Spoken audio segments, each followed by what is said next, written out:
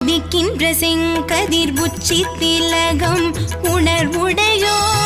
மதிக்கின்ற மாணிக்கம் மாதுளம் போது மலர் கமலை துதிக்கின்ற மின் கொடி மென்கடி குங்குமத்தோயம் என்ன